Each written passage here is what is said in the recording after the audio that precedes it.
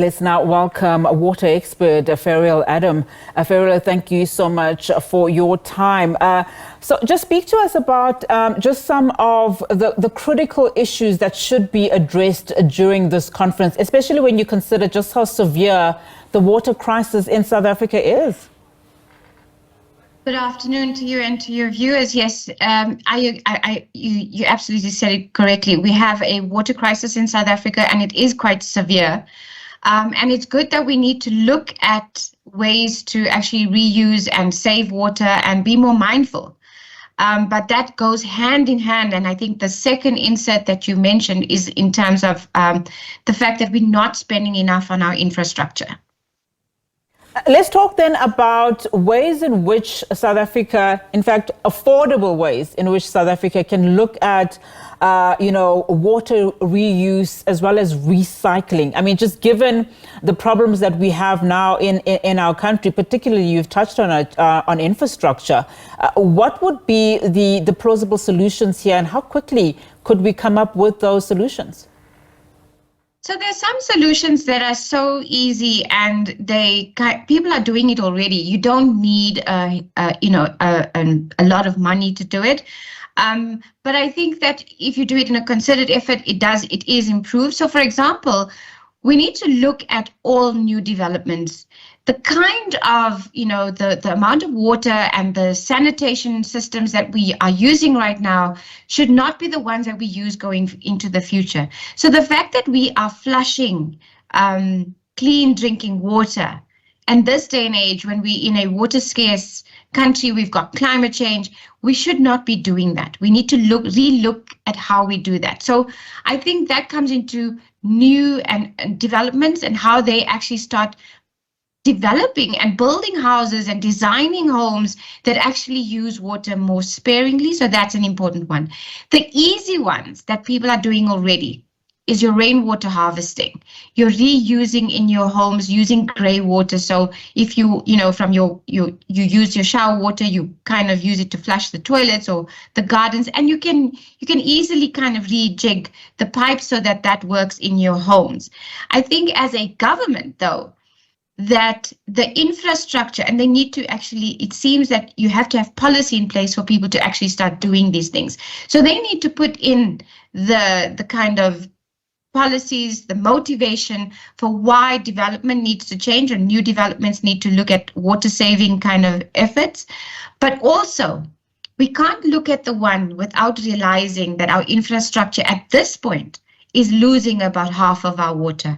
So they should put as much effort as possible to fixing the losses that we're experiencing right now. And then, to also then look at how do we reuse, how do we recycle water? And those are the quick wins. And we can do that pretty quickly. I mean, some of the things that we're hearing, coming out of the conference, because they are looking at a global picture here. They are talking about increasing water infrastructure expenditure, which could then address water security worldwide. What are your thoughts in as far as that is concerned? Of course, we have our own challenges as it speaks to funding in this country.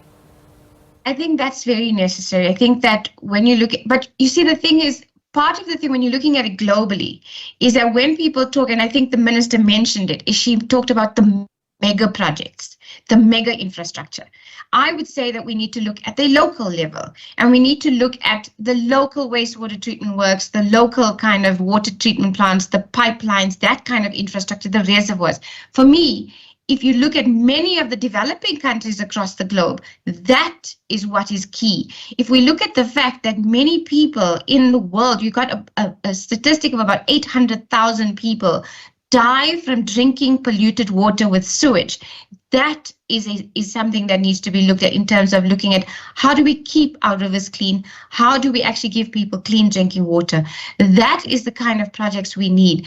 But my concern is sometimes when you have these conferences, the picture is on the mega projects, which is the projects that's going to get the most money. It's going to be big dams, and that the time of looking at the mega projects in water is gone. We cannot do that. So you have to look at smaller projects. Also, we need to relook at the kind of industries that are using the bulk of the water. agriculture is still the biggest user of our water globally. So they need to be looking at agriculture that uses less water. They need to look at, better irrigation. They need to be using water more smartly. So those are the kinds of things I think globally we can look at. But yes, we need to have an increase in budget to infrastructure, but it not at a mega scale level, so not big dams again. It needs to look at the kind of things we need at a local level. And we're saying the same thing in Joburg, right? We're saying that Johannesburg needs at least 3 billion rand to make sure that the water system doesn't completely collapse. And at the moment, they only get 1.2. And I mean, you touched on a little bit on this particular matter, but to what extent does rapid urbanization impact not only, of course, the water scarcity, but also just the infrastructure and maintenance challenges that exacerbate this crisis that we're in? Yeah, I mean, I think that definitely exacerbates, but it's also if we look at in terms of Johannesburg. So I know that we've been, you'd hear from politicians that, oh no, it's the growth in population, it's the urbanization, it's all of that that's causing the problems. But and it is rapid, but it's rapid in this point where you can have early alerts. We didn't look at that. We, as Joburg, we ignored those warnings. We carried on as if things were normal. So we need to take heed to those warnings. But at the same time, I think that we need to look at, how do we deal with those measures in a better way? And I don't think we've quite got that yet in Johannesburg or even in South Africa as a whole. Absolutely. Ferrial, thank you so much for your time. Really do appreciate it. Water expert Ferrial Adam there, just speaking to us about that water conference that's currently underway in the Western Cape. In fact, early on, the Water Global Director saying at that conference and addressing delegates, saying that not enough spending is being done across the globe on critical water infrastructure. Of course, that conference continues.